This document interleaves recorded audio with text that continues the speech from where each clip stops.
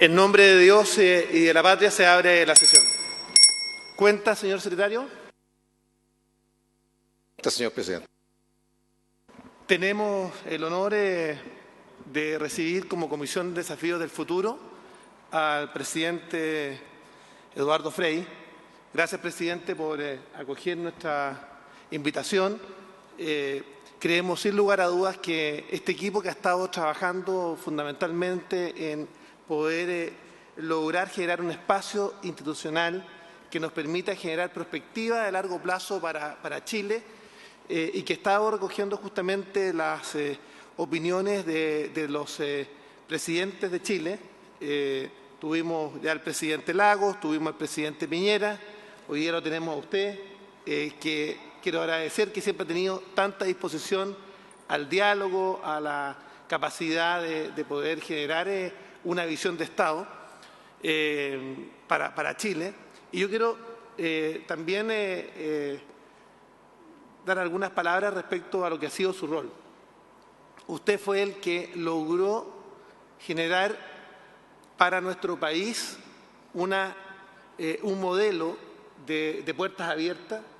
Usted fue el que logró consolidar para Chile un modelo de economía abierta y comenzaron a sembrarse las semillas que nos permitió justamente hoy día ser el país más abierto del mundo y eso ha generado desarrollo para Chile y particularmente mirando hacia el Asia-Pacífico. Entonces, conversábamos hace un tiempo atrás en una reunión en su casa de cuando surgió el P4 y cómo surgió el P4 y donde usted fue capaz justamente de visualizar que ahí había una tarea para poder generar desarrollo para Chile y fue capaz de prospectar un trabajo de largo plazo. Así que, presidente, usted ha sido vital en ese diseño conceptual de país de largo plazo y por eso quiero agradecerle que hoy día nos venga a dar su visión respecto a ese espacio institucional. Quiero agradecer también a Sergio Vitar, que ha estado acompañándonos desde un comienzo, justamente como presidente de la Comisión Técnica, que ha estado trabajando justamente en ese proyecto que esperamos presentar. También al presidente Boric, al término de la escucha a los presidentes, tuvimos ya, para que usted sepa, presidente, yo diría que una escucha activa a todos los que hacen prospectiva de largo plazo en nuestro país. Acá estamos con aquellos que están trabajando fundamentalmente en la comisión y aquellos que hoy día han venido a escucharlo justamente para ver cuáles son sus planteamientos al respecto. Quiero dejar a Sergio Vitar para que contextualice antes de darle la palabra. Muchas gracias, presidente de la Comisión de Futuro, y para mí también, como ex compañeros de universidad de ingeniería, los dos somos ingenieros civiles e hidráulicos, que es un producto que ya se usa en política también. Entonces, tenemos una amistad, un cariño mutuo con el presidente Frei, entonces para mí un placer también, senador Chaguán, estar en esta ocasión y estar cumpliendo esta tarea que nos pareció que era lo más apropiado para culminar las consultas de esta comisión que convocó la Comisión de Futuro del Senado y en los presidentes de la República. Porque la tarea encomendada, y le expliqué, tuvimos una larga conversación con el presidente Frei, es cómo incrementamos la capacidad del Estado. La inteligencia del Estado de mirar futuro, de mirar escenarios y prestar apoyo al gobierno y al presidente para gobernar mejor, además de la función que cumple el Senado, que ha sido bastante fuerte y sigue la próxima semana con el Congreso del Futuro del día 16 al 20. ¿Cómo gobernar mejor? Entonces, ¿cómo diseñar estrategias, cómo diseñar escenarios y cómo organizar ahora una institución que acumule, que sume con sinergias todas las capacidades que tenemos, no solo el Estado, fuera del Estado, para apoyar la conducción? Y en ese terreno hemos hecho 25 sesiones o más ya, con experiencia nacional e internacional, para entregarle al Senado una propuesta de proyecto de ley y luego el Senado verá cómo opera con el presidente de la República, porque tratándose de una ley que cambia la administración supone iniciativa exclusiva presidencial. Salvo que sea, como dice el senador Luciano Cruzcoque, que sea una reforma constitucional que pueda operar por la vía del Parlamento. Y los expresidentes, ¿y por qué pensamos? Es porque quien asume esa tarea de conducir el país tiene una intuición, un programa, un conjunto de valores que encaminan sus decisiones diarias. ¿Qué es mejor? Siempre hay una opción que tomar. Y entonces son los mejores preparados para enseñar sus propias lecciones y decirnos cómo un presidente sería más apoyado si tuviéramos una institucionalidad, que es lo que vamos a proponer a partir también de las propuestas que nos hagan hoy día o de la discusión que surja hoy día. Lo que hemos visto además en los países desarrollados es que eso trabaja con la sociedad civil, con los territorios y la relación ejecutivo-parlamento. Son puntos que están en esta materia. Y quiero ya por último decir que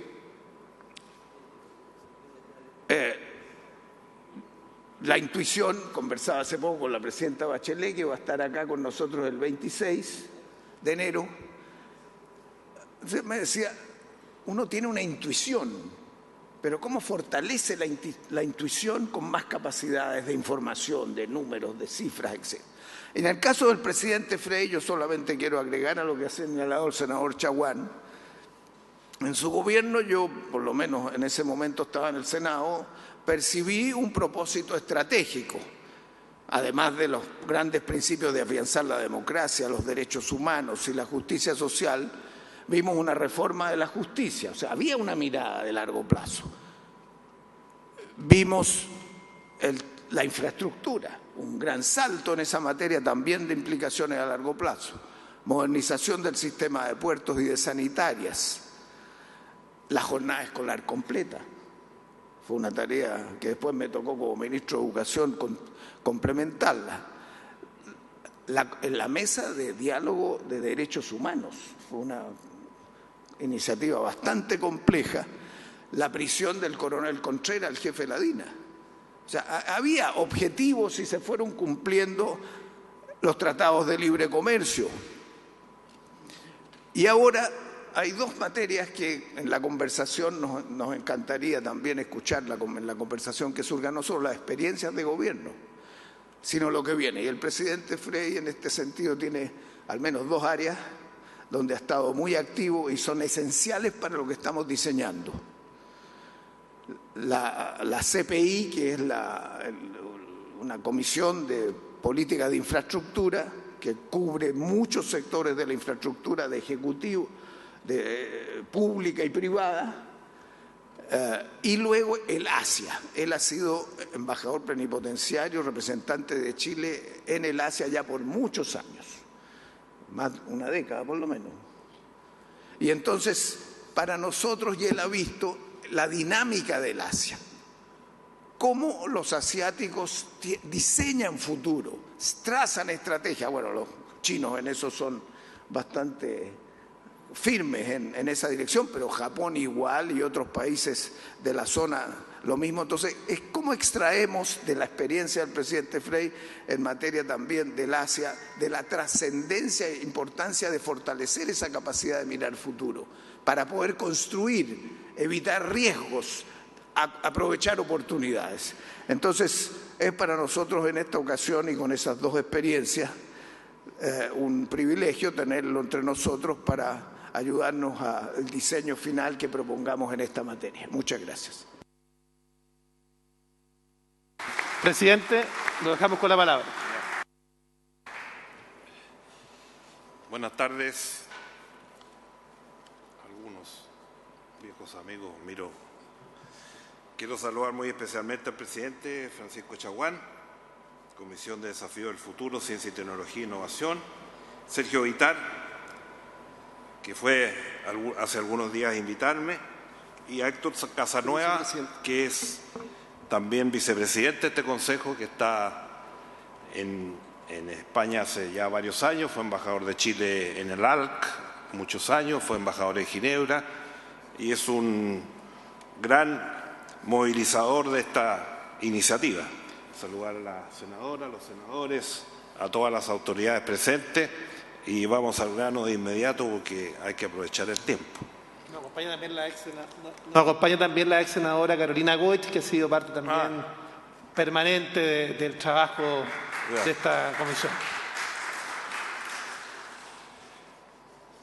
En primer lugar, agradecer al Consejo Chileno de Prospectiva y Estrategia por invitarme a participar en esta asociación.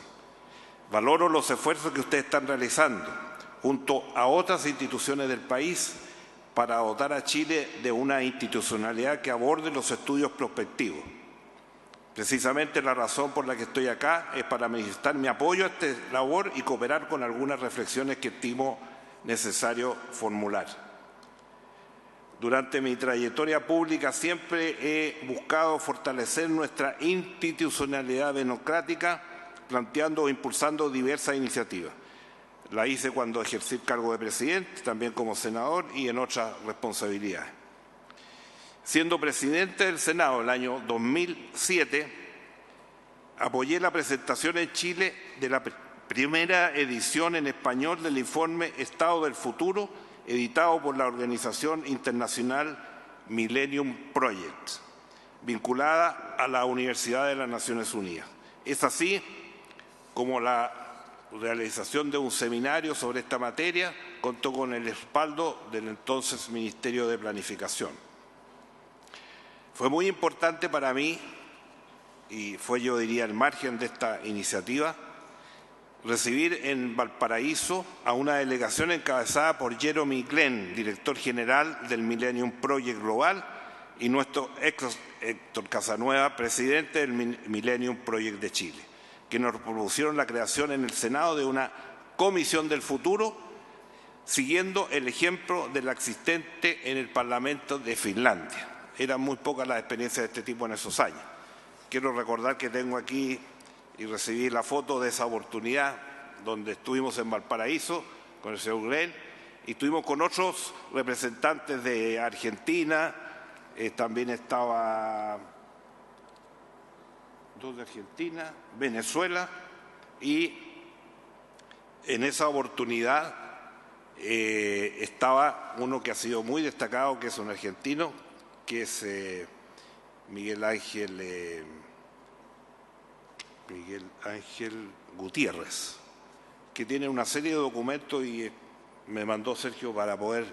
Él tiene un estudio de los antecedentes de comisiones del futuro en los parlamentos del mundo y tiene mucha experiencia en esto y es una persona que siempre vale la pena escuchar. Este fue un paso significativo. En esa ocasión se formó el nodo chileno del Millennium Project y recibí en Valparaíso a esta delegación y junto con proponer que tomáramos como ejemplo el caso de Finlandia en ese momento, pedimos y formamos un grupo de estudio en la Biblioteca del Congreso, lo que finalmente concluyó con el nacimiento de la Comisión de Desafíos del Futuro. De ahí en adelante los desarrollos han sido muy exitosos. Actualmente se organiza el Congreso del Futuro, que todos hemos de alguna manera participado, que se ha convertido en un evento de clase mundial. No somos muy mundiales en general nosotros, pero a veces nos sentimos mundiales. Y el aporte legislativo de esta comisión ha sido notable, destacando leyes sobre neuroderechos, inteligencia artificial, clonación humana y protección de datos, entre otras, que son pioneras en esos campos. Y, lógicamente, quiero aprovechar de felicitar y saludar a Guido Girardi, que ha mantenido este trabajo durante tantos años, que ha sido una experiencia grande. Desde la época que ya cuando estaba en La Moneda y me llevaba ataúdes, pasó al mundo del futuro, así que estamos muy contentos de eso. Yo le voy a pedir un poquito de agua. Aquí tenemos. Por lo tanto, estoy convencido de la necesidad de tener una institucionalidad permanente. Tuvimos muchas experiencias. Recién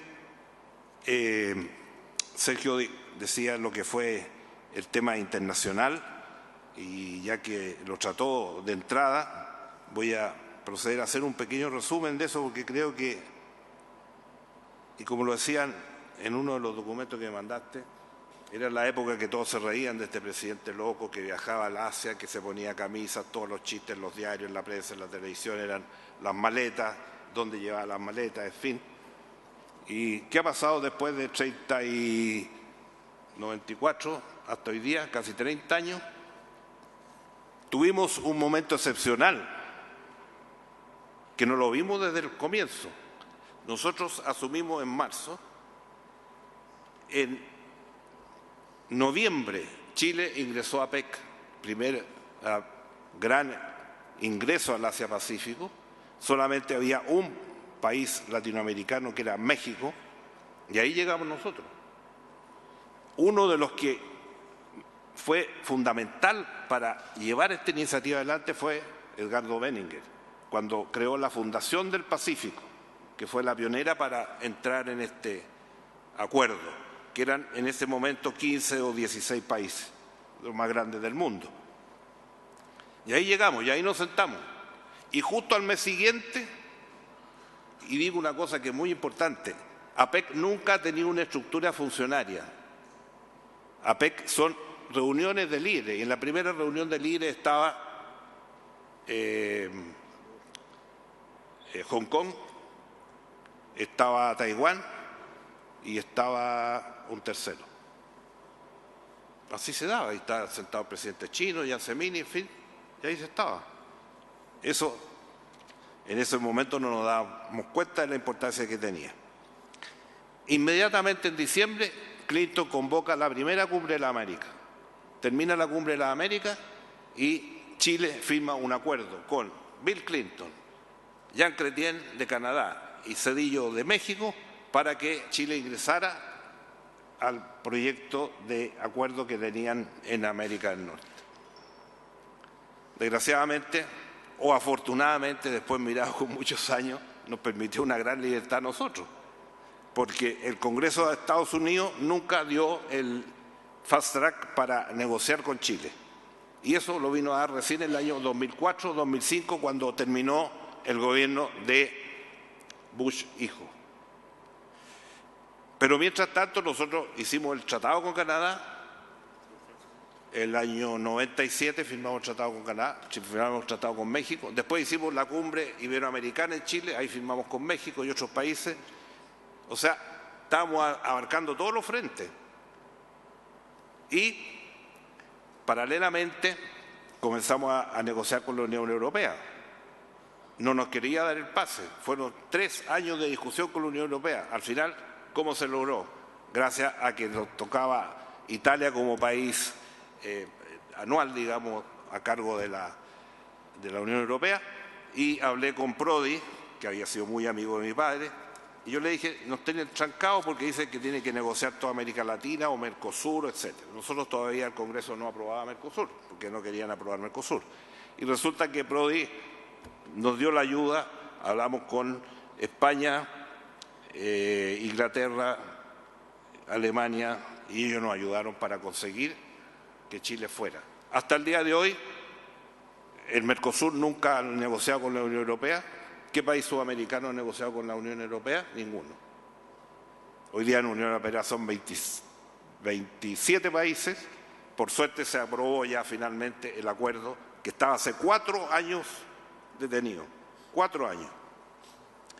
Y voy a decir por qué es importante esto.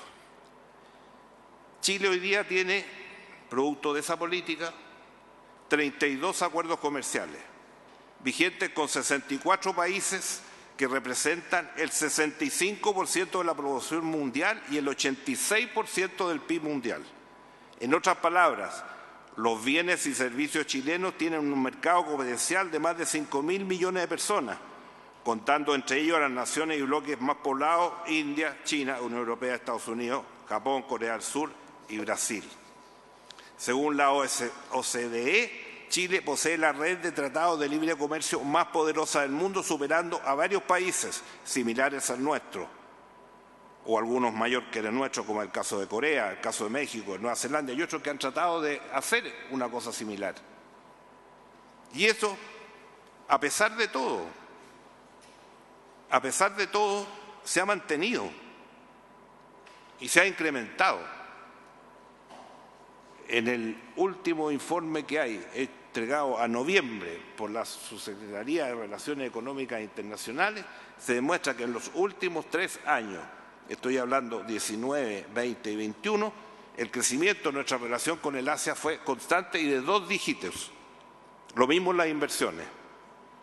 Y este año, con todos los problemas que ha habido, producto del COVID y producto también de la recesión mundial, vemos que seguimos creciendo a tasas importantes y vamos a cerrar el año en que vamos a tener un comercio exterior entre importaciones, exportaciones y servicios anexos, van a representar una cifra que se estima entre 190.000 millones de dólares. O sea, comparado con el PIB, 2/3 del PIB. O sea, 2/3 del PIB, 2/3 de los puestos de trabajo que hay en Chile son y vienen del comercio exterior. Esa es la realidad. Por eso que pensábamos que es un absurdo empezar a discutir si íbamos a negociar los tratados o los íbamos a revisar. Lo que estábamos haciendo era modernizar los tratados. Muchos de los tratados, por ejemplo, con Canadá, cuando los firmamos, a alguien se le ocurrió que había que poner una frase del tema, por ejemplo, del medio ambiente, como una cosa, o el tema digital, que todavía en ese momento te veía muy a distancia. Entonces, firmamos con Corea. Corea nunca había firmado un tratado de libre comercio con ningún país del mundo. El primero que lo hizo fue con Chile. Y ahí nos fuimos abriendo y fuimos llenando. Y después nos fuimos a ASEAN. ASEAN, sudeste asiático, países como Singapur, que es el centro de la operación logística y económica de los países de ASEAN. La sede política está en Indonesia, que es el país más grande musulmán del mundo, un país de 280 millones de habitantes, el país más grande musulmán del mundo, y ahí también estamos, y logramos sacar el acuerdo y entrar a la ASEAN con Vietnam, que es el país que lleva la Secretaría. Y ahí, como nos recordaba Francisco Chaguán, ahí surgió el P4. Y el P4, ¿quién fue el primero que lo propuso? Chile y Singapur, en una visita que hizo el primer ministro de Singapur a Santiago. Y ahí partió el P4, que es la base del TPP. Felizmente se ha firmado el TPP, que está produciendo grandes pérdidas a Chile. Yo de este tema podría hablar horas, pero me gustaría dar algunas cifras para darnos cuenta de lo que estamos. En los últimos 3 años, el comercio exterior de Chile con toda la Unión Europea es equivalente al comercio exterior de Chile con Japón y con Corea. O sea, Japón y Corea suman lo mismo que toda la Unión Europea. Ese costo o esa reducción se pagó porque tuvimos 4 años parado la normalización del tratado con todos los temas que están en el mundo de hoy. Todos los tratados se han mejorado, se han renovado, pero entrar a partir de cero y partir de cero en las negociaciones habría sido una locura. Y no lo voy a cansar, aquí tengo un detalle de todo lo que hice en esta materia y lo que estoy contando, especialmente en el Asia, cuando fui embajador especial, porque la ventaja que tenía el hecho de ser embajador especial, que para ellos es una connotación muy especial todavía en el Asia, que no se da en otros países del mundo, y además la calidad de presidente. Entonces, en la visita que hacía a Indonesia me recibía el presidente Widodo, cuando iba a Malasia me recibía Mahathir, cuando iba a Singapur me recibía Yok Chok Tong, grandes amigos que nos ayudaron a insertarnos en el Asia-Pacífico. Ellos siempre fueron muy categóricos y me he seguido reuniendo con ellos. Y lo que es fantástico es que llego a Singapur y me dice el embajador de Chile, te está esperando Yok Chok Tong, vamos a ir a visitarlo. ¿Y dónde vamos a visitarlo? Al Palacio Presidencial, que está en una colina muy bonito, y él está instalado ahí. Entonces él es primer ministro emérito y trabaja en la oficina del presidente o primer ministro. Y además, la última vez que estuve con él, ya seguramente se va a haber jubilado, él estaba a cargo de las relaciones con China. O sea, usan la inteligencia, pero sobre todo usan la experiencia. Y no mandan a su casa a aquellas personas que han ejercido cargos de primera magnitud en el país y lo siguen usando hasta que finalmente se jubilan o dejan de trabajar. Mahathir, ¿cuántas veces yo estuvo Mahathir en Chile, estuvo con el rey de Malasia, le decía, vamos, después, ya yo era embajador, no era presidente, era embajador, y le decía a nuestros embajadores, vamos a ir a Malasia, tengo que ir a ver a Mahathir. ¿Para qué ir a Mahathir si tiene 88 años? Ya está jubilado. Me insistí, fui a verlo, ya a los 2 años, primer ministro, con la gran mayoría, porque hubo un primer ministro que hizo una corrupción de $1.000 millones, lo sacaron, no hubo elecciones, y Mahathir asumió con 90 años primer ministro. Y lo mismo nos pasó con otros países, me pasó también con Jiang Zemin. Jiang Zemin fue un gran amigo de Chile, un gran amigo y también gran ayudador en las negociaciones con todos los países de la PEC. Y no sé si ustedes vieron el funeral de Jiang Zemin hace pocos días. Jiang Zemin llegó al poder nombrado por Deng Xiaoping, el autor de la reforma económica de China y el que construyó la China moderna, el año 1990. Y él ya tuvo un puesto alto en el secretariado del partido, y después tuvo 10 años, que era lo que daban en esa época. Ahora Xi Jinping le dieron al presidente otro periodo más, pero en esa época eran 2 periodos de 5 años, que lo hicieron varios de los presidentes, pero él siguió, y de nuevo vino la cosa, quiero ir a ver a Jiang Zemin, entonces me dicen, no, si ya está jubilado, se fue a Shanghái, no, yo quiero ir a ver. Finalmente pidieron la entrevista, me la dieron. ¿Y dónde fue la entrevista? En la casa de atrás, o las casas de atrás de la ciudad, la gran ciudad china, la llamada ciudad prohibida, y ahí estaba él en una casa maravillosa, recién modelada, igual que todos los palacios de la ciudad, y tenía en ese momento casi 90 años, y seguía trabajando a los 90 años. Ahora falleció 96, entiendo. Hacía 2 años que se había jubilado y se había ido a su casa. Entonces, esa experiencia hay que seguirla, mantenerla, y eso ayuda para el conocimiento de los países.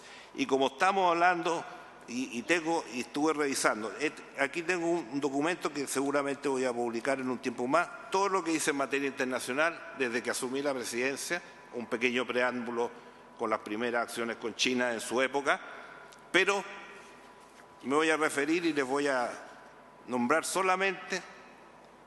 En mi primer viaje a China como embajador especial, me entrevisté con el vicepresidente del Instituto de Estudios Internacionales Guo Xinhan, el think tank más importante de China, el primero fundado desde la independencia de ese país y uno de los mejores centros de pensamiento a nivel mundial de la República Popular China. Tiene departamento de Estados Unidos, países en desarrollo, Europa, Asia, Pacífico, Euroasar, economía mundial, temas estratégicos. Ahí nos recibió también. Y en todos los viajes que hacíamos a China íbamos a este centro think tank que ocupó el antiguo edificio del Ministerio de Relaciones Exteriores. Se hablaban de todos los temas. Una vez me estuvieron 6 horas interrogando de país por país. Partieron con Argentina, con Bolivia, con Chile. Y ahí es donde se toman las grandes decisiones. Entonces hay que estar, por eso hay que tener estos institutos y hay que hacerlo. Que no nos pase, como voy a decir más adelante, lo que está pasando en muchos sectores del país, que estamos empantanados porque no tenemos perspectiva de futuro y no tomamos las decisiones con el tiempo requerido para hacer los grandes proyectos de infraestructura. Entonces, esto ha costado. Y lo bueno, que fue fundamental, que muchas de estas cosas que iniciamos en los años 94 o 2000 siguieron en los gobiernos siguientes, porque no se cambiaron las políticas en esta materia. Si no ha habido continuidad por 25 tantos años. Entonces eso no lo podemos perder. Y recuerdo perfectamente como me decía Washington, mire, o Matín me decía lo mismo, usted tiene que tener claro en el Asia-Pacífico, aquí hay 3 o 4 países que son los grandes, Japón, China, Corea y la India. Ahí tiene que ir para allá y negociar. Y fui a China, 3 veces a China. La primera vez ni me recibieron casi. La segunda descubrí que la ministra de Relaciones Exteriores de la India había sido secretaria de Indira Gandhi cuando vino a Chile y conoció al presidente Frei. La llamé y le pedí la audiencia y fui, me recibió y me armó todo el programa en India y firmamos un acuerdo muy rápidamente. Teníamos 300 productos con India, subimos a casi 3.000. Y después cuando el presidente Piñera fue a la cumbre del G20 y el G7, nosotros estábamos con otra delegación en India para aumentar eso, subirlo a 6.000 productos como los tenemos en el Asia. ¿Por qué no se ha seguido? No sé, habría que preguntárselo a la Cancillería, pero es un tema básico. El próximo año, 2 años más, entiendo, India va a superar en población a China, porque China ha tenido una política de control de natalidad por muchos años y eso ha significado que se ha envejecido la población. Lo mismo está pasando en Japón. Vieron ayer en la televisión que decían que le pagaban a las familias que tenían hijos y se iban fuera de la capital porque ya no había dónde meterlos. Son medidas extremas, pero están pasando en el mundo. Entonces, esto va a ser la pega bien hecha y, como digo, algún día voy a entregar este documento y no me quiero pasar mucho el tiempo porque tengo hartos temas que comentar. En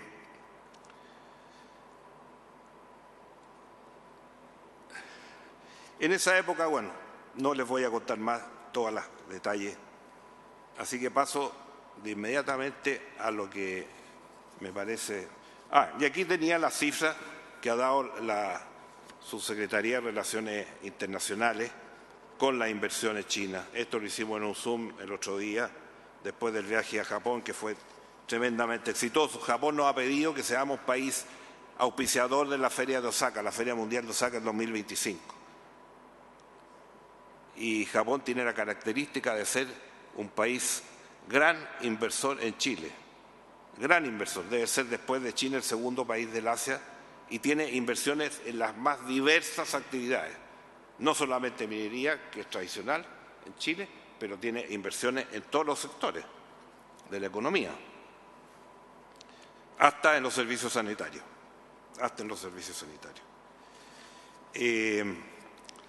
Entonces, vamos al tema de infraestructura, porque esto tiene mucho que ver también con la perspectiva y con mirar las cosas con un plazo de 10, 20 o 30 años. Las grandes obras públicas no se hacen en 4 años, no se hacen en un gobierno, ni de 4, ni de 5, ni de 6. Las grandes obras públicas, ayer estuve mirando una foto del puente del Chacao, el primer estudio fuerte del Chacao lo hicimos cuando inauguramos el puente, se cayó el puente Pudeto, que ya estaba antiquísimo, a llegar a Ancud, y fuimos a inaugurar el nuevo puente de Pudeto y vino un temporal desatado, estábamos en una van ahí, estaba con el presidente Ricardo Lagos como ministro de Obras Públicas, el Ceremi, habían 2 Ceremi y no me acuerdo. Volaron todas las cosas de la inauguración del puente, dijeron en media hora más lo hacemos en la municipalidad de Ancud. Y mientras tanto nos vamos. Entonces le pregunto al presidente Lagos, ya que estamos aquí en Chiloé, ¿por qué no abramos el puente? ¿Cuántos estudios tenemos en el Ministerio de Obras Públicas sobre el famoso puente Chiloé que empezó a bocinearlo un ex diputado que se llamaba Félix Garay? Y entonces lo conocí yo era un jovencito cuando lo conocí. Y entonces le dije, presidente, tenemos que hacer un estudio de ingeniería. Si no tenemos un mínimo anteproyecto de factibilidad de este puente para poder hacerlo. Ahí se partió con eso. El año 2002, en una conversación que tuve ya, el presidente Lagos estaba de presidente, yo estaba en el Senado, volví al Senado, me dijo, el estudio ha determinado que el puente es viable si se puede hacer una pilar en la roca Remolino. porque esto tiene unos 2.000 metros y por lo tanto hay que hacer 4 torres y la distribución de las torres por el medio pasan los barcos, así que ahí tiene que estar el espacio y por lo tanto dijo, si la roca remolino no da, el puente cuesta casi el doble. Y entonces poco tiempo después me llamó el presidente Lago, me dijo, ya se están haciendo los sondajes en el puente, en la roca remolino, que es el cerro que está abajo del mar, no es más que eso. Así que fuimos a esta obra. Bueno, el puente ahora lleva ¿cuántos años de construcción? Después los contratos se firmaron, entiendo que entre el 2012 y el 2014, o sea, lleva casi 7 años de construcción. Va a terminar en 2026. 2026, bueno, si hacemos obras que van a durar 30 años, estamos liquidados. Ya voy a decir algunas.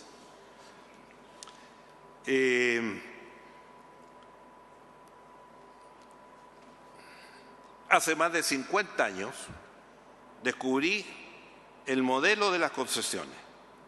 Lo vi por primera vez en el norte de Italia a fines de los años 60.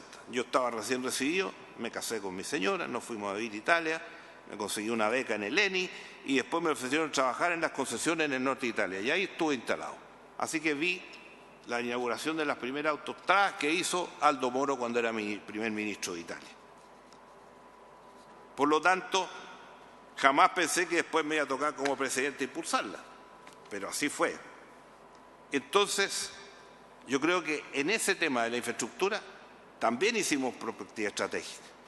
A principios de los 90, Chile tenía un alto déficit de infraestructura que alcanzaba más de 11.000 millones de dólares de esa época, hoy día serán 40 o 50.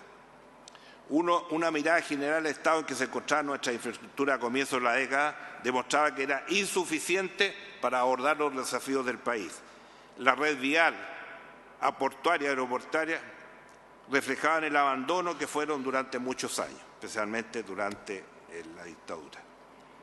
En términos de competitividad, según la Cámara de Chile, la construcción provocaba pérdidas superiores a los 2.000 millones de dólares anuales por no tener esa infraestructura. Existía una correcta red de agua potable en áreas urbanas, pero deficiente en las zonas rurales, siendo muy significativo el déficit en alcantarillado y tratamiento de agua servida, cero. En el año 90, cero tratamiento de agua servida. Nos propusimos entrar al nuevo milenio con una realidad diferente. Para lograrlo necesitábamos generar recursos porque el fisco no podía solventar la inversión requerida en infraestructura para el periodo, porque ya estábamos encargados a partir del 90 de disminuir la pobreza, hacer política social, que inició el presidente Elwin, etcétera, etcétera. Entonces, para hacer grandes obras de infraestructura había que hacer obras en gran magnitud y con distintas maneras de hacerlo, a pesar de que fue tal el éxito de las primeras concesiones que pudimos aumentar el presupuesto en infraestructura mayor que lo que era el presupuesto del Ministerio de Obras Públicas durante casi 10 años. Y eso después se paró, porque después del 2005 para adelante muy poca se ha hecho en esta materia y por eso tenemos el déficit que tenemos. Por lo tanto, yo creo que acá también tenemos un tema clave en la colaboración público-privada. Está el tema sanitario, que muchos detractores han tenido, pero ha sido, vean los libros internacionales, vean los estudios internacionales que han hecho grandes instituciones. A mí me tocó escribir un artículo, por ejemplo, en la Corporación Andina de Fomento, el proceso sanitario en Chile, uno de los 5 más exitosos del mundo. Las cifras que tenemos nosotros de tratamiento de aguas potables, no hay 5 en el mundo que la tienen. Tratamiento de agua servida. Este país a comienzos de los 90 tenía todos los lagos, todas las playas llenas de mugre, porque todos los botaban al mar y botaban a los lagos. Bueno, eso cambió. Pero ¿cuántos se invirtieron en la sanitaria desde el año 98, 99 hasta el año 2015 o 2020? Casi 30.000 millones de dólares. ¿De dónde habría sacado el Estado esos 30.000 millones de dólares? ¿De dónde lo habría sacado? Y por lo tanto, partimos con la autopista, después fuimos con los aeropuertos, todo tranquilo, y después vino el tema en los puertos. Y ahí, paro general de los puertos. Felizmente, se logró el acuerdo en el Congreso. ¿Y en qué se convino?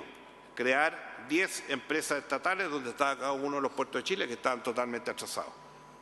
Pero las condiciones eran que esa empresa era estatal, hasta el día de hoy siguen, estuvo el otro día en San Antonio, sigue siendo una empresa estatal, pero la operación del puerto la tienen que hacer los privados, con sus recursos. O sea, el Estado mantiene el control a través de la empresa concesionaria, hace las obras, pero no pone plata del Estado.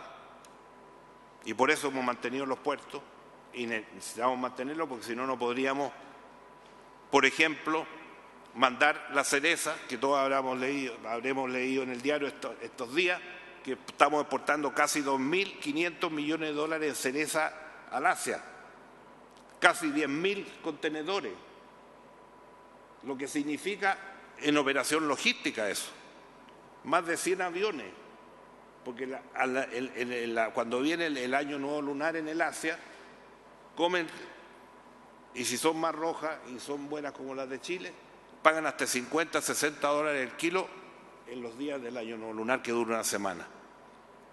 O sea, solamente eso, producirlo, lo que significa. Pero paso a la obra porque es importante esto, porque hace pocos días, y por eso quiero hablar un poquito del CPI. El CPI es un consejo de política de infraestructura que instalamos digo porque estuve desde el principio, los expresidentes estamos todos los exministros desde el año 90 y antes también, están todos los ministros de infraestructura, están las universidades, están los colegios profesionales de ingeniería, etcétera. Y el CPI es una institución que está mandada a hacer para esto de perspectiva. Y no solamente, y aquí les muestro para que vean que no estamos dedicados a puro charlar nomás. Aquí tenemos un programa de gobierno que se entregó al presidente Boric en enero del año pasado, hace un año. ¿Por qué? Porque el Consejo de Política de Infraestructura cada 4 años, a partir del 2014, ha presentado un programa de gobierno para la infraestructura y enseguida de las obras que hacen gobierno a gobierno, porque estas son grandes obras, como decía, duran más de 2 años. Y ahí está el estudio. Se lo entregamos, un programa completo y con todos los temas de ciudad, los temas medioambientales y además con este otro documento. Consejo del 2019 se hicieron más de 30 actividades, especialmente en las regiones, para promover y conversar con la gente y los afectados por este tema. Ahí están. O sea, y hace poco, y esto se lo entregamos al presidente Boric en la reunión, en el CPI empezamos a ver que venía una baja muy fuerte en la inversión de las regiones. ¿Por qué? Porque cuando baja el presupuesto fiscal, el ministro Marcel lo ha apretado porque estaba descontrolada la inflación, etc., dijo, aquí vamos a tener que bajar los gastos. ¿Y cuáles son las inversiones que se paran primero? Las inversiones regionales. Entonces, hicimos un estudio, inversión regionalizada en infraestructura del Gobierno Central de Chile, para tener como gobierno una base para poder definir dónde se van a paralizar o dónde se van a hacer o dónde se van a hacer concesiones o acuerdos para poder desarrollar la infraestructura del país. Y esto se está haciendo permanentemente y les cuento que el día 6 de diciembre tuvimos una entrevista con el presidente y le planteamos este tema como política de infraestructura. Le planteamos 2 cosas nuevas. La primera es que esto tenía que institucionalizarse, porque no podía seguir el CPI, una institución que tiene más de 400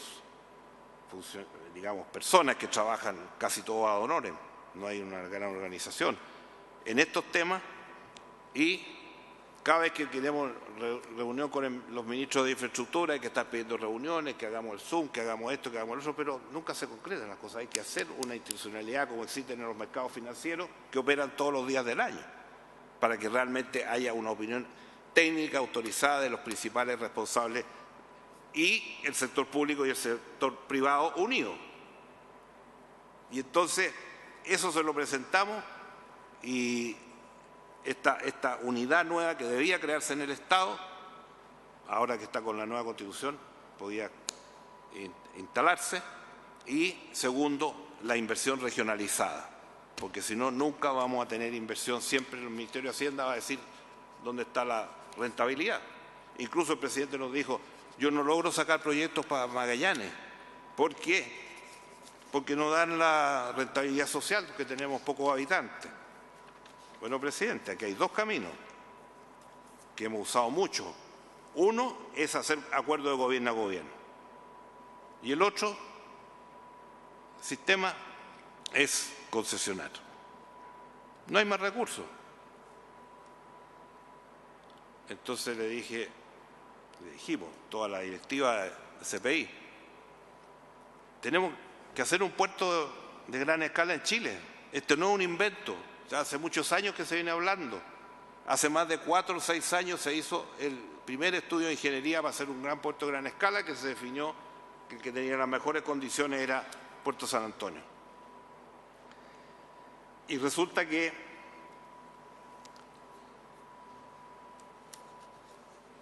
están diciendo ahora que se va a hacer para el año 2018. ¿Ah? 2032. Y resulta que los peruanos firmaron un acuerdo con China. Entonces están haciendo un puerto que se llama de Shanghái, la gran ciudad china, a Chancay, que es el lugar donde está haciendo este puerto. Es casi igual a este que el puerto, el anteproyecto del puerto chileno, con la diferencia que nosotros tenemos 8 puertos de atraque, ellos tienen 6, me parece. Pero la diferencia es que ellos lo están haciendo, y el año 2027 inauguran las primeras 2 estaciones para los grandes barcos de 400 metros y 18.000 contenedores que se mueven en el mundo, porque después de la crisis del COVID y la crisis actual, la logística, todos vimos los miles de barcos en todas partes del mundo. Entonces los barcos ya llegan de 12, 14, 18.000, y en Chile no tenemos ni un puerto para esa cantidad de teus, ni uno. Han llegado 2 o 3 barcos a probar en San Antonio y en Coronel. Bueno, ¿y cómo vamos a mandar la fruta? ¿Y cómo vamos a mandar los pescados? ¿Y cómo vamos a mandar todo lo que exportamos y la minería si no tenemos estos grandes puertos? Hoy día salió en el diario que llegaron una grúa gigante para el puerto San Antonio, que venían en un barco, pero para eso hay que tener los sitios y hay que tener un ferrocarril que llegue, porque si aquí sacamos 3.000, 4.000 o 5.000 containers al día, el camino, si están atochados todos los caminos, van a hacer una fila de camiones de los lugares de producción hasta el puerto. Entonces hay que hacerlo por ferrocarril. Y hacer el ferrocarril, como lo ha ofrecido el presidente y todos lo acompañaríamos en eso, cuesta 2.000 millones de dólares hacer un ferrocarril Santiago-Valparaíso con ramal para un ramal para pasajeros, un ramal para carga en San Antonio. Entonces esos temas no se pueden seguir postergando. Y en esa ocasión hablamos con el presidente.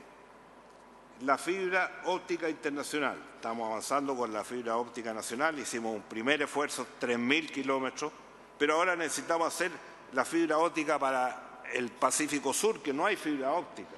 Y nosotros tenemos que mandar todo en fibra óptica hoy día al hemisferio norte y de ahí repartirla al mundo. Brasil juega otro cuento porque él se siente parte de los BRICS y por lo tanto se entiende con los BRICS y tiene su línea con Portugal y de ahí hasta ese mundo. Pero nosotros no podemos. Hoy día hay información. Nosotros en lo único que somos potencia mundial es la astronomía. ¿Y dónde se manda la información de astronomía si no es por sistema de fibra óptica? Y no se pueden mandar porque están copados los espacios. Se tienen que mandar en rollo. Porque los grandes centros astronómicos que tenemos en Chile, los mejores del mundo y los que se están construyendo. El de radioastronomía, que transmite las 24 horas del día. Entonces hay que hacerlo. El ferrocarril, ¿para qué decir? Las plantas desalinizadoras. Uno dice, esto de las plantas desalinizadoras y qué sé yo, pero ¿de qué estamos hablando? Porque aquí me tocó inaugurar la primera en Antofagasta. Y de acuerdo a las últimas cifras que le pedí estos días a la dirección de tenemos 24 plantas desaladoras en operación. 24 plantas desaladoras en operación. ¿Ah? Y 20 y tantos proyectos.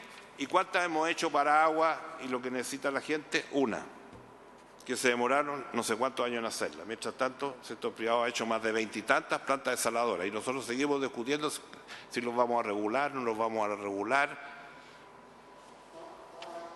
Entonces, realmente son cosas que uno dice,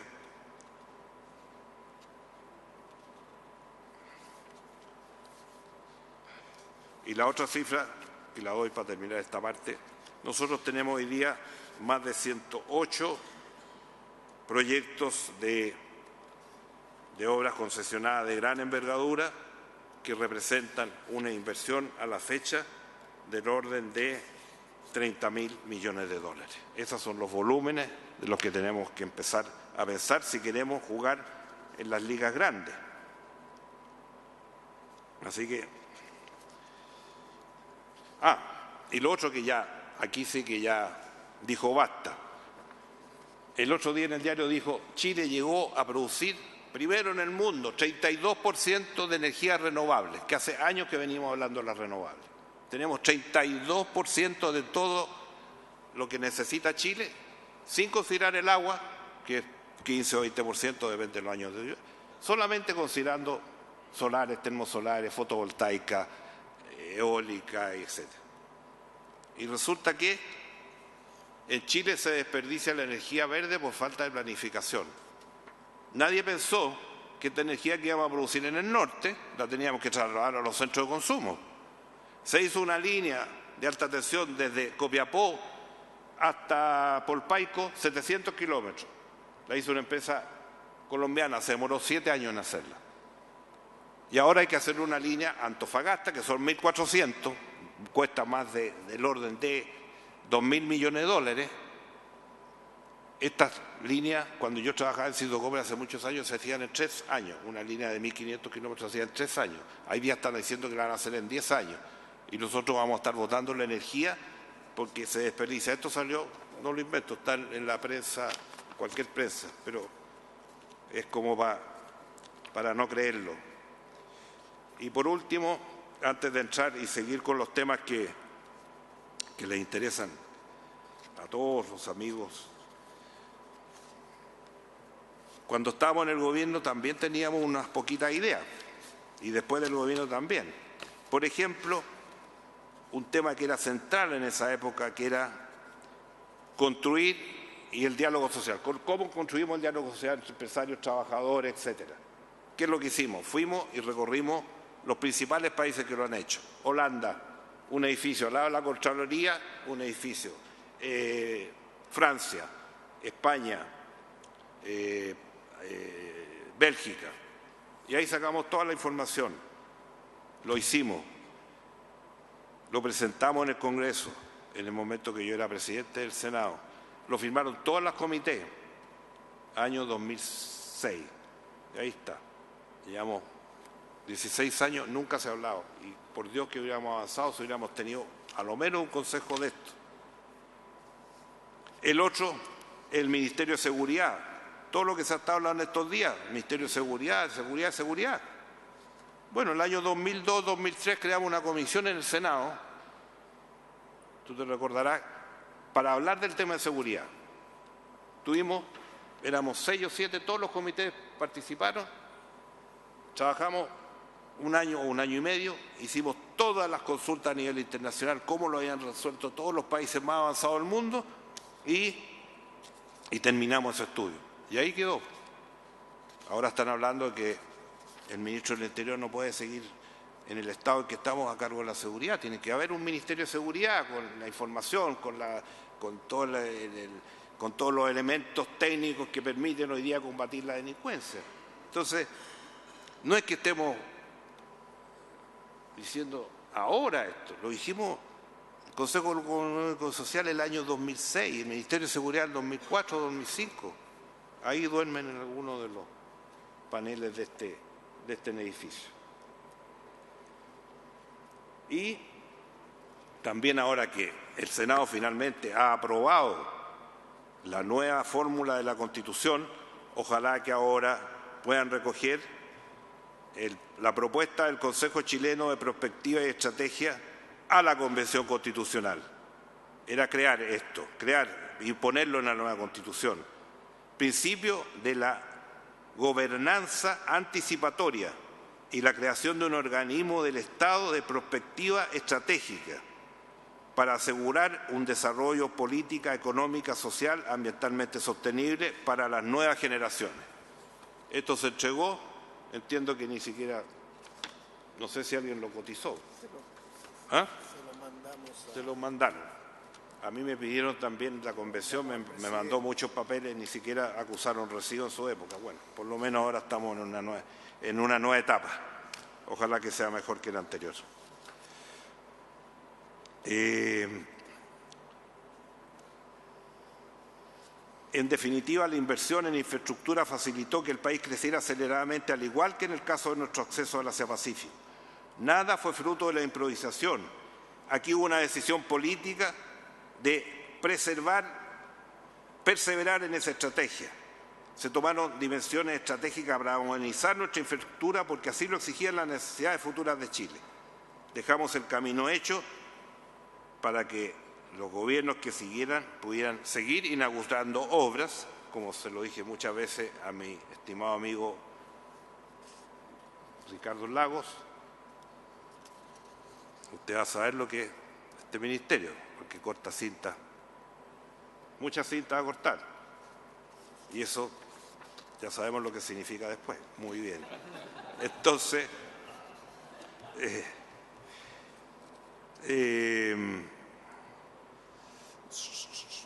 bueno, ¿por qué es importante, yo diría urgente, que institucionalicemos la prospectiva estratégica? Avanzar en la construcción y estudio de diversos escenarios de desarrollo futuro y de planes estratégicos para el país, así como en el análisis de los retos y oportunidades que se nos vienen en los próximos años y décadas, nos ayudará a prepararnos para enfrentar de manera correcta y adecuada los desafíos. Nada más necesario que hacerlo ahora. Los retos, las amenazas estratégicas y existenciales globales en la dinámica de la transición digital, la ecológica, la energética y la geopolítica del presente siglo están repercutiendo y condicionando el desarrollo presente y futuro de nuestro país y de todo el mundo. Somos un país pequeño en que no tenemos peso, y menos como América Latina no tenemos peso en la economía mundial y en la geopolítica mundial para cambiar la balanza como está. ¿Cuántas ciudades hay en el Asia que tienen más de 20 millones de habitantes? ¿Cuántas? Decenas. Más de 20, 30, 40, 50 ciudades que tienen más de 20 millones de habitantes. Entonces, a eso le agregamos la pandemia, la crisis multidimensional, las carencias y deficiencias en el funcionamiento de nuestros servicios públicos y sistema de protección social. Es decir, este ha sido un fenómeno mundial. Pero al estar aquí, si tuviéramos un centro como este, estaría pensando cómo vamos a hacer las nuevas alianzas, qué vamos a hacer en los próximos años, con qué nos vamos a aliar, dónde vamos a firmar, dónde vamos a ir a buscar los acuerdos. Porque hoy día hay una nueva conformación global. Y los países se están moviendo en esas direcciones. Y además con la guerra de Ucrania, ¿qué es lo que se ha producido? Primera vez en los días de Año Nuevo, todos los soldados rusos que murieron fueron con los cohetes que le mandó Estados Unidos, le entregó a Ucrania. En otros años atrás esto habría sido motivo de Segunda o Tercera Guerra Mundial. ¿Aquí podemos llegar a eso? Nadie sabe. Entonces, aquí hay que tomar decisiones ahora y no estar esperando que ocurran los acontecimientos para nosotros decidir. Todos los países del mundo desarrollado, y ejemplos tendría muchos, como les decía lo que les leí de China, pero Japón, Corea, Singapur, esto lo trabajan por años lo trabajan, con toda la experiencia acumulada. Entonces, Para eso se necesita comprender los desafíos y oportunidades sociales, económicas y medioambientales que afrontará el país en las próximas décadas. Y en segundo, generar a partir de un diálogo de diversos actores una estrategia nacional de largo plazo que nos permita fijar prioridades, coordinar esfuerzos y garantizar la prosperidad y el bienestar de nuestra ciudadanía en el futuro. Yo creo que voy a leerlo porque lo tenía escrito. Cuando veo las noticias, leo los diarios y veo las declaraciones de nuestros líderes, de los ministros, presidentes de partidos parlamentarios, a mí me inquieta que nadie hable de futuro, salvo excepciones. Todos hablan de la coyuntura, de la pelea chica o de lo que sucede en las redes sociales. Pero ¿quién está pensando Chile para los próximos 30 o 40 años? Cuando llegué, habían unos periodistas que me dijeron, presidente, podemos hablar con la prensa. ¿Qué tema? Los indultos. Yo vengo a hablar del futuro de 10, 20, 30 años. Para eso, a lo mejor dirán que estoy medio loco porque estoy más viejo, pero creo que es lo que tiene que hacer Chile ahora. Y le podría hacer una pregunta al tiro. Y se lo anoté porque me impresionó. La mayoría de las cosas que digo no las he inventado, he leído muchos libros. Ahora que mi colega aquí me fue a ver, me taparon de documentos, así que he leído todo. Y de repente encontré un documento que hablaba del prazodimio, neodimo, samario, terbio y disprocio. ¿Qué es esto? Las tierras raras. Algunos hemos escuchado de tierras raras, ¿no? Hay un proyecto en Chile que nadie conoce, que está llegando Hochi hace varios años y que los chinos están interesados, y yo en uno de los viajes a Chile me empecé a documentar qué eran las tierras raras, lo que era el litio hace 20 años. Bueno, el negocio mundial de estos 6 que le he leído, que no sabemos ni casi no leerlo, 150.000 millones de dólares para el futuro. Y tenemos en Chile, en la zona de Concepción, cerca de Penco, una empresa internacional está haciendo una inversión de 150 millones de dólares para producir carbonato de tierras raras. ¿Ustedes han escuchado a alguien importante en este país que en los últimos 10 años haya hablado de tierras raras? Y el litio era una de estas tierras raras hace 10 o 15 o 20 años. Y hoy día el litio da más que el cobre. Este año el ingreso fiscal, el litio va a ser más que el cobre. Y aquí tengo por aquí un artículo del diario también que es terrible. Dice que la crisis de Codelco es la crisis más grande que Codelco ha tenido 50 años. La crisis más grande que Codelco ha tenido 50 años. Las inversiones gigantes, ¿en qué han terminado? Y resulta que el litio, con una política de que definió el Estado hace pocos años, ha sacado cifras cercanas a están hablando de 10.000 millones de dólares o cerca de esa cifra. O sea, el litio va a dar más a Chile que todo el cobre y todas las minas de cobre. ¿Y quién está pensando en eso? Y mirando para el futuro, ¿en qué vamos a terminar? Grave, muy grave. Entonces, antes de hacer la propuesta, porque tengo que terminar con la propuesta para no correrme de la invitación. En el año 67, el señor presidente Eduardo Frei Montalva creó la Oficina de Planificación Nacional. Por primera vez en la historia de Chile había una oficina de planificación. Se llamaba ODEPLAN, cuyos elaboradores eran Álvaro Marfán, padre, ustedes ubicarán al que fue director del Banco Central durante muchos años, Jorge Ahumada, famoso autor del libro En vez de la miseria, que en esos años trabajaba en Venezuela, y el tercero era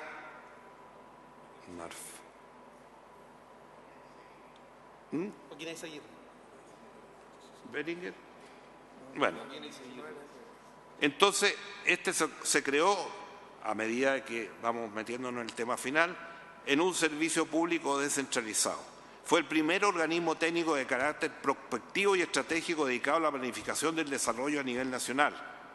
Estaba encargado de elaborar el Plan Nacional de Desarrollo Económico y Social, la política de desarrollo regional y la formulación de las metas de inversión pública. ¿Qué pasó? Frei asumió en el 64. En esa época el presidente asumía en noviembre. Y entre noviembre y marzo mandó todos los proyectos que fueron de su gobierno. El tema de la reforma agraria, la chilenización del cobre, y les podría nombrar todo eso, por aquí los tengo anotados, son muchos. ¿Por qué? Porque tenían los proyectos hechos, preparados, y entraron al Congreso y los presentaron todos.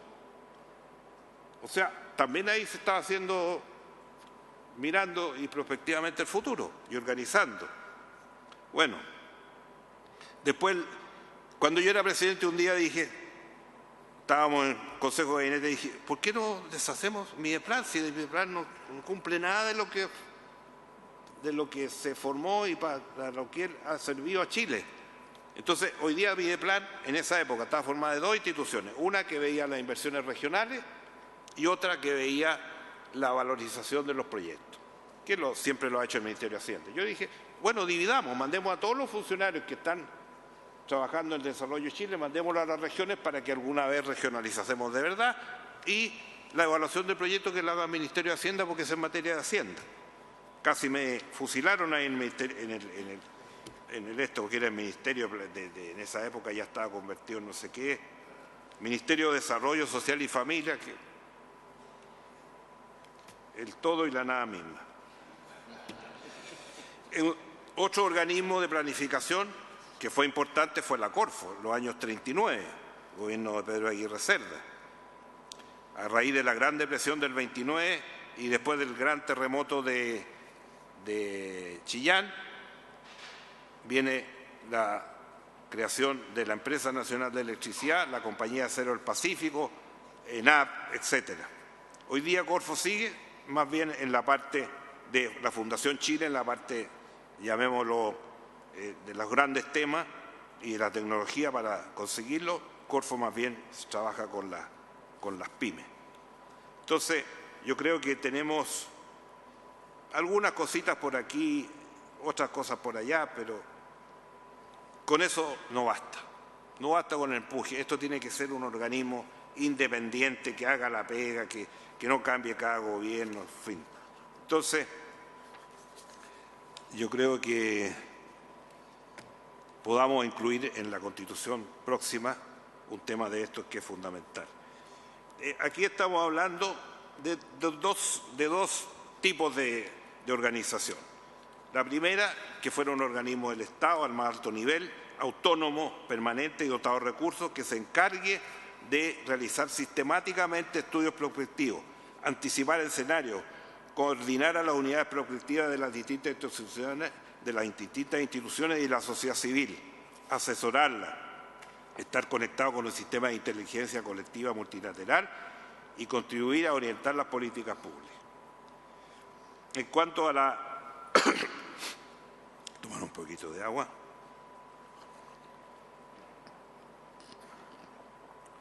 En cuanto a las características de un organismo de este tipo, y teniendo claro que no existe una modalidad mejor que otra, estimo que hay un mínimo de condiciones que esta institución debería contar para que pueda sustituir en el tiempo y no se transforme en un nuevo intento fallido, como la alta dirección pública.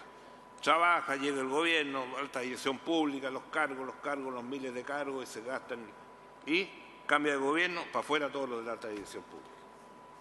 Esa es la realidad. Entonces, tiene que ser un organismo autónomo y que sea capaz, que sea un sistema integral, que tenga un equipo central, que se organice con una estructura descentralizada, especialmente para las regiones, para la ciudadanía, los científicos, las universidades, el mundo empresarial, etcétera. Entonces, aquí esa es una oportunidad. Para esto hay que escuchar, sobre todo la experiencia internacional, porque hay países que han hecho esto y lo han hecho en sus parlamentos, lo han hecho en distintas partes y lo tienen centros de, como les decía, en el Asia. Entonces, aquí se ha hablado también que podría ser una institución similar al Banco Central. En fin, y el otro es un servicio público descentralizado con independencia reforzada, que se llama. Pero aquí tendría que ser muy claro en que es un organismo que no puede cada 4 años cambiarse toda su estructura, sus planes, sus desarrollos, porque así no se puede construir futuro.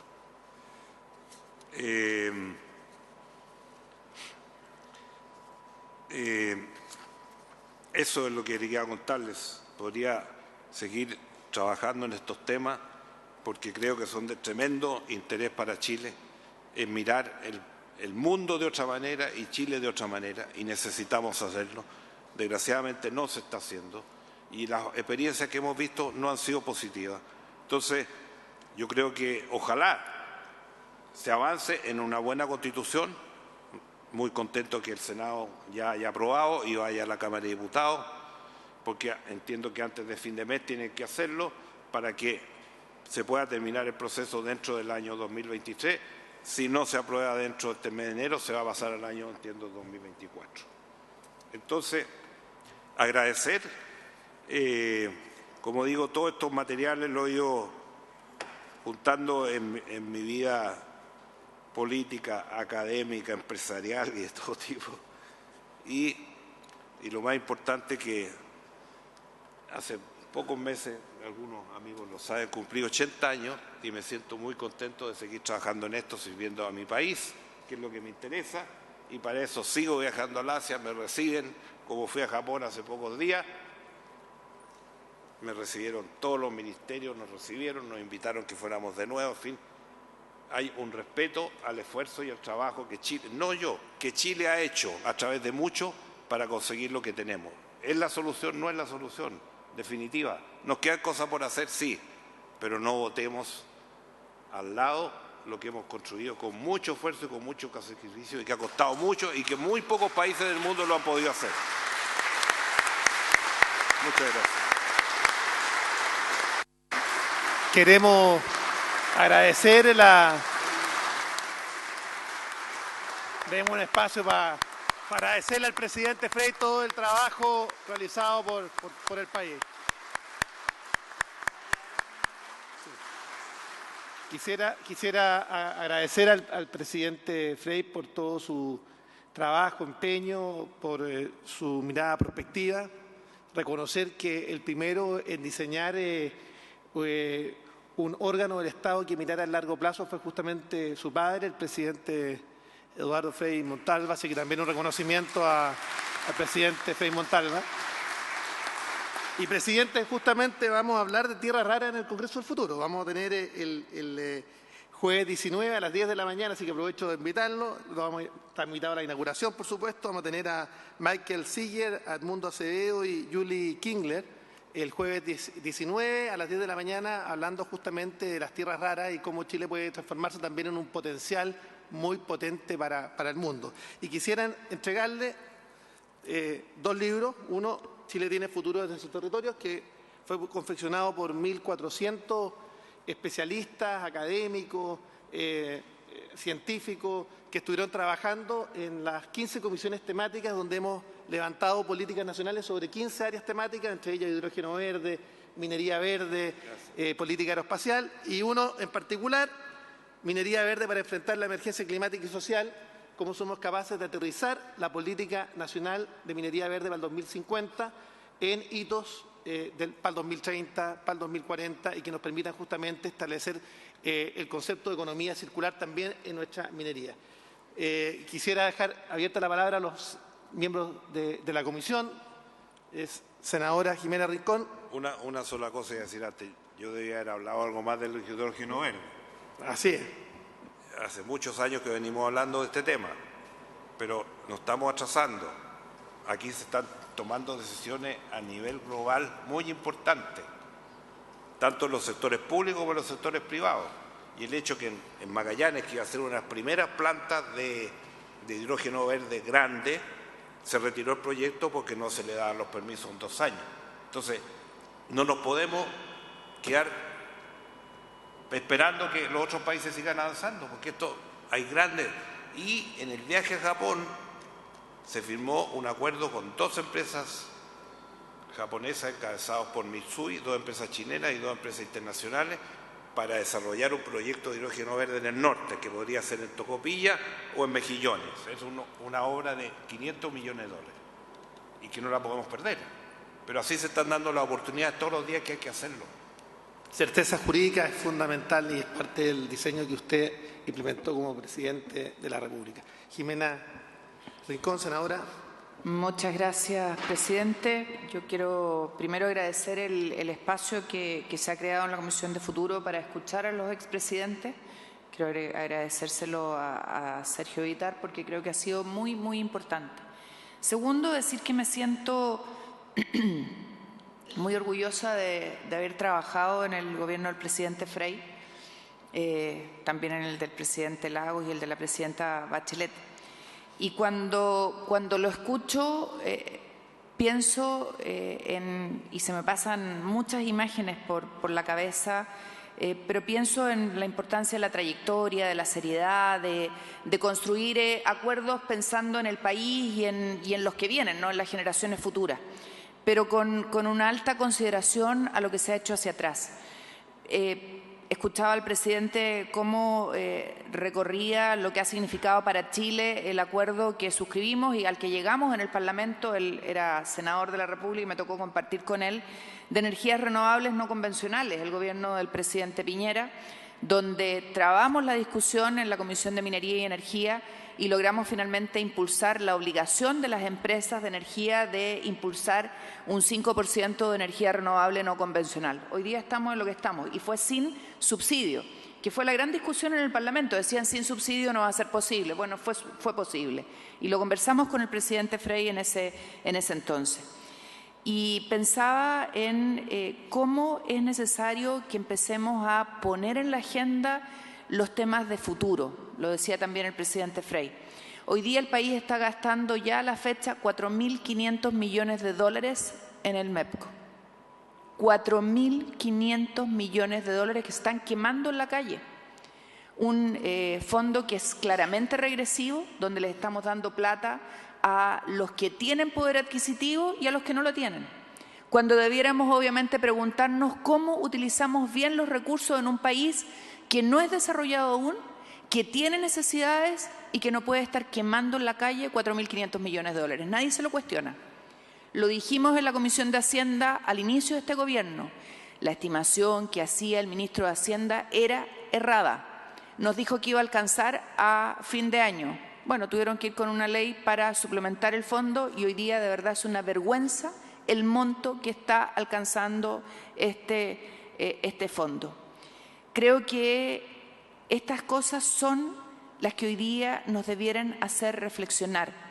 ¿Cómo, en vez de estar discutiendo una reforma tributaria nuevamente para financiar un programa de gobierno que no se va a poder implementar, vemos de qué manera impulsamos ayuda y potencia al emprendimiento, la creación, el desarrollo productivo? ¿Cómo apuntamos adecuadamente a apuntalar a los emprendedores, los creadores, los innovadores con desarrollo productivo y no con nuevamente pensar en cómo le sacamos plata a los que generan riqueza para ayudas sociales? Y no es que no necesitemos ayudas sociales, por cierto que se necesitan, pero al final del día una reforma tributaria para quemar plata en el MEPCO es como el sin razón. Estamos haciendo mal las cosas y creo que eso es parte de lo que el presidente nos pone hoy día encima de la mesa. El hidrógeno verde, los alemanes se fueron porque no se daba tramitación a los proyectos. ¿A dónde se fueron? A Perú y Australia. Y Chile se queda mirando hacia el techo. Una industria que es tremendamente relevante. No voy a decir nada del litio porque nos aburrimos de plantearlo hace varios años atrás. Entonces, estas son las cosas que hoy día tenemos que afirmar. Yo me jugué, presidente, y usted lo sabe, para que el presidente Piñera en el gobierno anterior lo mantuviera como nuestro embajador plenipotenciario en Asia. Y así fue. Y fue duramente criticado por su partido. Yo me acuerdo de un titular en la segunda en que dije que si lo pasaban al Tribunal de Disciplina yo iba a renunciar a la democracia cristiana. Bueno, esa acusación no prosperó, me terminé yendo igual de la DC, por otras razones. Y hoy día usted no es nuestro embajador por una, de verdad, desidia de este gobierno. A usted no solo lo reciben con honores fuera, sino que abren todas las puertas. Y creo que nos perdimos una tremenda oportunidad que no tiene explicación. El sentido común, los acuerdos, la moderación, el poner a las personas en el centro son los que nos van a hacer prosperar y salir adelante. Y siento que estamos perdiendo todos los días oportunidades. No renunciar a los principios, defender los objetivos del país, premiar el esfuerzo y los méritos creo que debieran ser parte de los desafíos de futuro de nuestro país. Gracias por estar hoy día acá. Me siento orgullosa no solo de que haya sido nuestro presidente de la República, sino también de ser su amiga. Senador Luciano Cruzcoque. Bueno, primero agradecer y valorar la visita del presidente Frey. Cuando el presidente señalaba que entrando al edificio le preguntaban por contingencia, creo que justamente la respuesta que él da, que es cómo nosotros miramos el futuro, cómo nosotros nos damos la posibilidad de levantar un poco la cabeza, que a veces nos cuesta, ¿verdad? Cuando no valoramos mucho de lo que hemos logrado, cuando a veces nos demoramos o no nos damos el tiempo de leer la historia, de ver quiénes en algún momento industrializaron el país, pensaron en ese país pobre cuando había que crear industria, cuando no había los recursos y eventualmente se optó por buscar recursos donde podía haberlos, en un diálogo mancomunado con los privados, por ejemplo, y se creó un sistema de concesiones que nos permitió infraestructuras, que nos permitió carreteras, que nos permitió la posibilidad de que hoy día, como usted bien decía, el litio esté entregando mayores divisas al país que el mismo cobre, ¿verdad? Son todas maneras creativas de ver cómo un país en vías de desarrollo puede ir solucionando problemas en la medida que también el país crece y va teniendo mayores demandas. Creo que en eso, valorar la experiencia, lo que usted ha contado, el peso también de las canas, la mirada un poco desechable que nosotros tenemos de aquellas personas que han hecho cosas, ¿verdad? Y que han tratado de construir país y que han buscado, y yo veía precisamente en la idea que se ha conversado y que muy bien ha dirigido Sergio, a quien quiero agradecerle nuevamente, y quiero a través de usted ojalá darle un aplauso también a lo que ha hecho Sergio, porque realmente creo que ha sido muy valioso, no solamente, y no lo digo con ningún ánimo de lavarte más de la cuenta, pero creo que ha sido muy valioso que finalmente, más allá del trabajo de los universitarios, de los académicos, de los científicos, de los políticos, de los parlamentarios que estamos acá, finalmente hayamos ido cerrando este ciclo de esta comisión tan particular, que es la Comisión de Futuro, una comisión bastante extraña para el tipo de comisiones al que nosotros estamos acostumbrados en el Senado, irla cerrando con los presidentes de la República, que son finalmente mucha sabiduría acumulada y sabiduría más puesta al servicio de ciertos fines que sabemos que a veces en política cuesta mucho lograr, ¿verdad? Hoy día, dentro de los problemas que tenemos, entre otro problema institucional, constitucional, nos cuesta ponernos de acuerdo. No tenemos también un sistema que incentive mucho el acuerdo y es parte de nuestro problema político, nuestro problema constitucional. Pero también es un problema, por ejemplo, en nuestra institucionalidad para la aprobación de proyectos relevantes. Ha estado en la polémica pública, no quiero entrar a la pecata minuta, como decía el presidente Lagos, pero ha estado en la polémica pública cómo finalmente la política termina interviniendo decisiones que debiesen ser técnicas, que debiesen apuntar hacia elementos que, la verdad, miren el país con ciertas perspectivas. Y sabemos que estamos atrasados en litio, donde realmente tenemos ventajas competitivas enormes, sin embargo hay otros países que se nos están adelantando, precisamente porque estamos atrasados en infraestructura, que son obras que demoran enormemente. Siempre recuerdo, y esto es labor también mucho de los ingenieros, que para la creación, por ejemplo, de la Compañía de Acero del Pacífico, hubo que explotar primero el carbonato de calcio, que había que ir a buscarlo al sur profundo, al archipiélago patagónico, para de ahí inaugurar en Concepción, y había que llevar eso en barco, y había que pensar los puertos, y había que pensar cómo recalaban esos buques, cómo se transportaban, los problemas de logística y todos los problemas que hoy día nos está planteando los desafíos de futuro en materia de movilidad, en materia energética, en materia logística, en materia científica.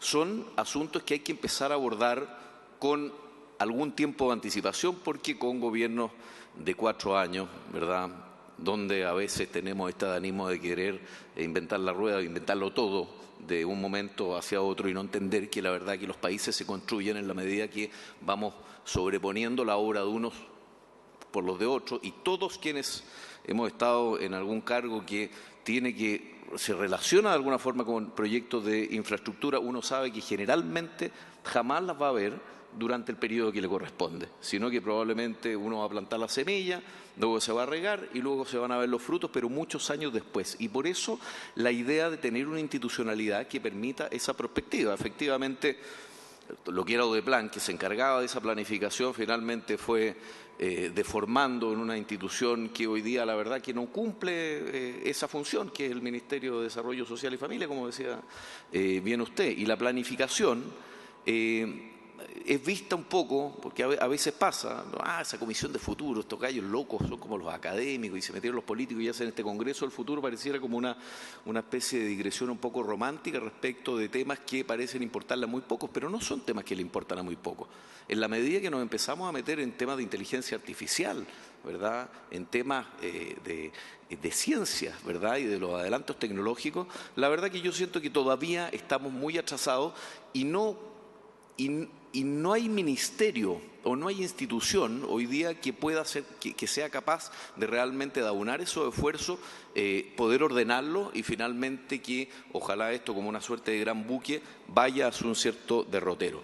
De ahí se plantearon muchas alternativas en términos de institucionalidad y con lo que yo me quedo, porque creo que esto no funciona en el Parlamento, no somos un régimen parlamentario, nosotros creo que esta comisión hace un gran trabajo, pero la verdad que no tiene los dientes como institución para poder llevarlo adelante, hacer que esto funcione en la práctica como corresponde para tener ese rumbo. Un servicio público me parece que no es tampoco una alternativa, un ministerio, crear otro ministerio más, quién sabe en qué terminen deformando. Yo pienso mucho más hoy día en un organismo autónomo, constitucional, con mandato, independiente, con pocos miembros, más parecido al Banco Central y ojalá cuyos miembros se vayan renovando intergobiernos, de manera tal que no sea necesariamente un órgano netamente político, pero que sí se relacione con el presidente de la República. Me parece que es la única manera en que pueda funcionar. O que esté cerca del Ministerio de Hacienda, donde hemos visto que algunos sí pueden funcionar.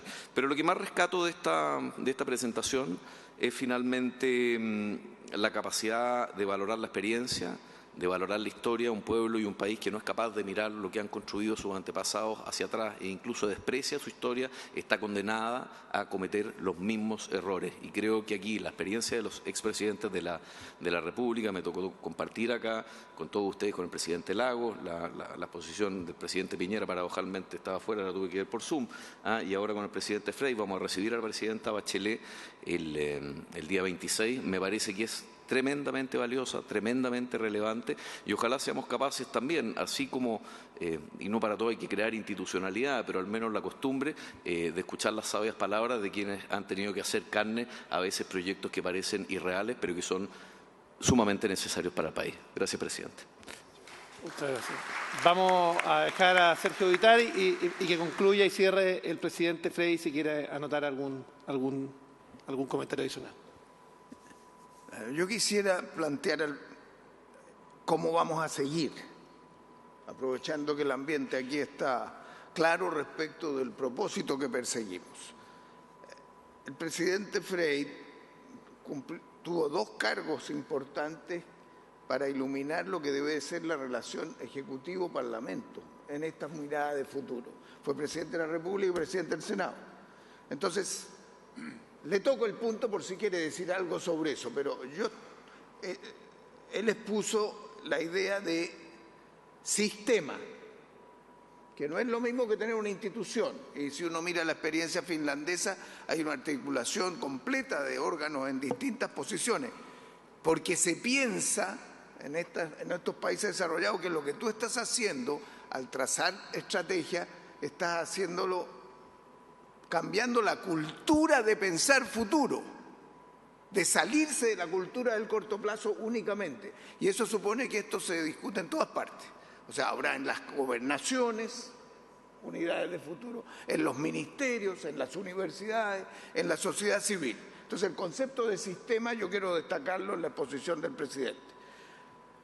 Lo otro que se deduce de algo que dijo respecto del Asia. En el caso chino, no cabe duda que ahí el Partido Comunista Chino juega un papel bastante fundamental en el trazado y los institutos que tienen como partido. Entonces, también está la lógica de cómo se fortalecen los partidos chilenos en una democracia y en todas las democracias para tener capacidades de diseño estratégico también, además de las campañas presidenciales como espacio de mirar a largo plazo. Luego, el presidente ha planteado en la visión de lo que también son los asiáticos la relación público-privada en torno a una estrategia común. Nosotros no tenemos esos espacios y también señaló el Consejo Económico Social, Ambiental, como tienen los franceses y la Unión Europea, lo ha estado tratando de promover. O sea, cómo la sociedad civil está en permanente elaboración y discusión. De manera que esto es un proceso, no es un documento.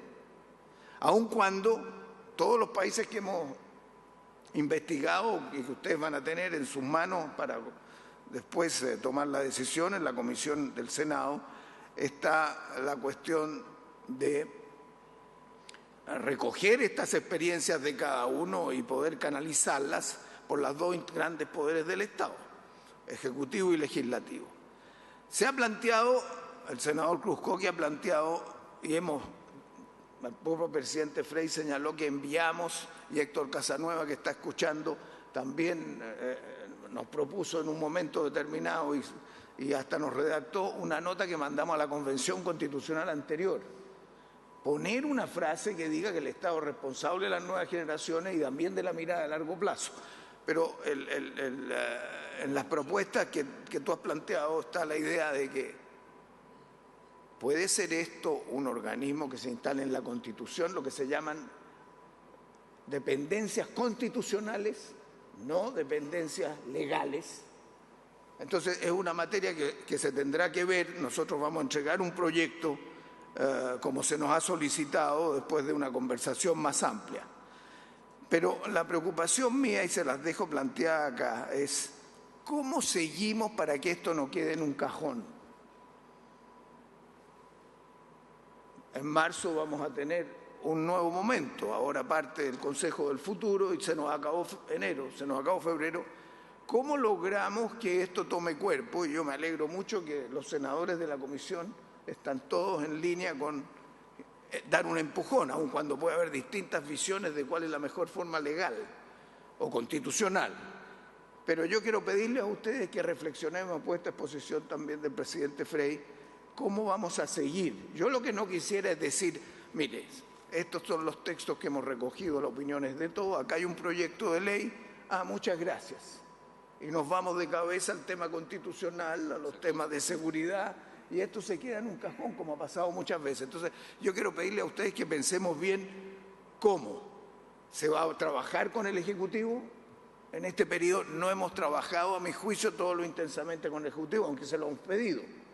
Pero es necesario tenerlo.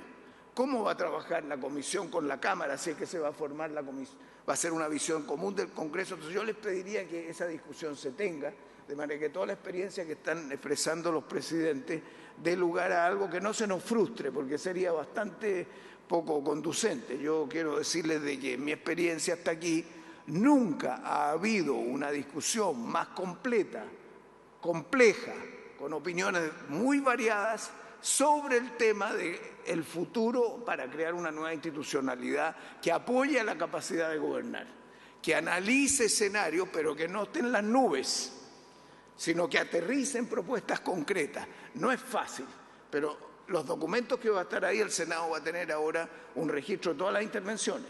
Las intervenciones de los presidentes están todas grabadas en televisión y las vamos a repartir las 4. Luego se van a resumir las intervenciones de las personas que han hablado antes en todas las comisiones, de manera que yo sugerí la idea de que el propio Senado y la Cámara en un momento lleven estos materiales a todas las regiones, lo llevemos a todas las gobernaciones, lo planteemos a todas las universidades, es decir, que sea un factor de promoción, de debate, de la estrategia, del concepto de prospectiva, de los conceptos de anticipación y de la capacidad, por lo tanto, de materializar un cambio cultural en el país. Puede ser de largo plazo lo que estoy diciendo, pero ustedes son la Comisión de Futuro y por lo tanto les dejo planteado ese tema, cómo seguimos para garantizar que haya una dinámica que no se paralice en la discusión de coyuntura. Y muchas gracias, presidente, de nuevo, porque ha sido, creo, un aporte muy contundente respecto de las formas concretas que puede tener, y usted ha remachado la idea de una institucionalidad permanente como esencial y la capacidad de anticipar, como fue APEC, como fue infraestructura, pero ahora en un mundo mucho más complejo de ver por dónde se anticipa, pero uno puede reducir la incertidumbre si trabaja de manera seria. Muchas gracias. Muy bien. Yo quisiera, antes de, si el presidente quisiera cerrar, quisiera también agradecer a todos los que acogieron el llamado que les planteamos inicialmente y que buscaba justamente que la Comisión de Desafíos del Futuro volviera a lo que nos inspiró en el inicio, que era justamente esto, generar un espacio institucional de pensar Chile en el largo plazo. Y por tanto yo quiero agradecer a la Paola Aceituno, a la Paula Solar, que están en las subcomisiones técnicas, a Sergio Vitar, también a la gente de nuestro equipo que ha estado trabajando, a Alexis Sánchez, no el futbolista, pero el que tiene habilidades y nos está apoyando, y la Carola Muñoz, que es la secretaria ejecutiva del Consejo, así que muchas gracias. Ahí está la Carola, gracias Carola por el apoyo siempre. También al Centro de Extensión del Senado, a Fernando, gracias Fernando Silva por siempre el apoyo permanente a esta comisión y al canal del Senado que ha tenido la gentileza siempre de transmitir justamente aquello. Presidente, si usted quiere cerrar. Sí, y Julio, ¿está por ahí? También, ahí está Julio Cámara, nuestro secretario, nuestra comisión, por supuesto, que es siempre secretario ejecutivo secretario de la Comisión de Desafíos del Futuro, ambos, a los dos, agradecerles justamente por ese trabajo permanente. Presidente, dejo a usted las palabras finales para que cerremos hoy día la presentación. Bueno, yo creo que mi exposición ha sido lo suficientemente larga, porque algunos me critican porque no hablo y después parece que me critican porque hablo muy largo.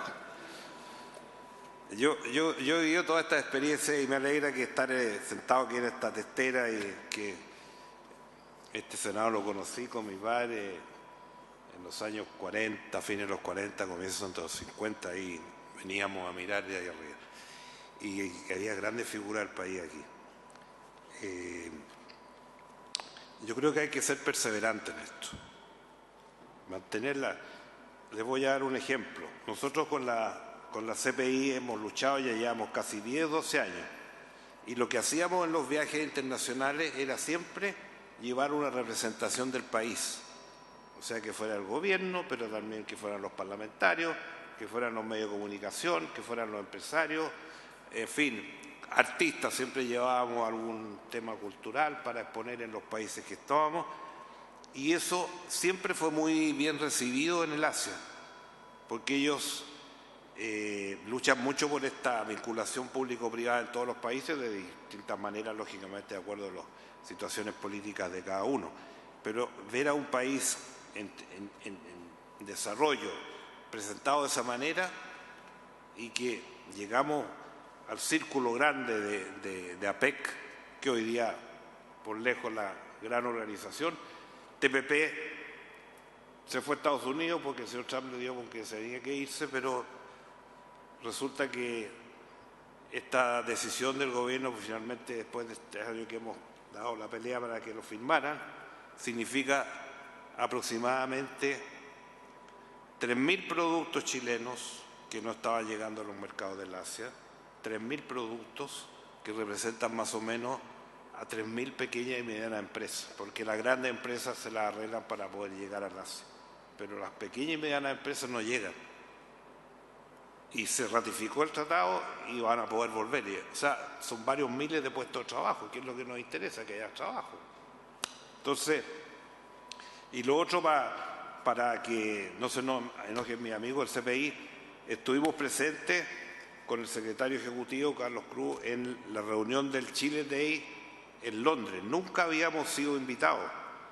Y entonces fue muy bien recibido. Nosotros hemos hecho varios seminarios internacionales, pero no hay ninguna experiencia en América Latina que existan, salvo algunos trabajos que se han hecho en parlamentos, pero que haya esta institución que tiene 12 años y que funciona normalmente, que trabaja y hace propuestas muy positivas, pueda estar presente. Y es parte del país, es parte de lo que debemos hacer. Entonces, perseverancia mucha, paciencia mucha, pero tener convicción de que cuando uno piensa que es bueno para el país hay que llevarlo adelante con toda la fuerza necesaria, y ojalá que tengamos en la nueva Constitución un artículo que cree algún sistema que sea autónomo, que no dependa de los gobiernos, que tenga su financiamiento, que estén representantes de todos los sectores del país, y así le estaríamos dando un enriquecimiento a la nueva Constitución que hoy día no tenía. Así que muchas gracias por escucharme y gracias a todos ustedes. Antes que terminemos, quisiera pedir el acuerdo de la comisión. Como ustedes bien saben, vamos a recibir el 26 de enero a la presidenta Bachelet y vamos a pedir, tenemos abordado también una entrevista con el presidente Boric, y la idea es que sea acuerdo de la comisión tener esa audiencia los primeros días de marzo. ¿Se acuerda? ¿Les parece? Se acuerda. Y también quisiera agradecer a Nicolás, también nuestro abogado ayudante de la Secretaría de la Comisión. Habiéndose cumplido el objeto de la sesión, agradeciendo al presidente Frey por esta tremenda exposición y cómo nos ayuda a pensar el futuro de Chile para los próximos años, y pidiendo un nuevo aplauso al presidente Frey, damos por concluida esta sesión y pidiendo también la foto oficial que tenemos con todos los presidentes.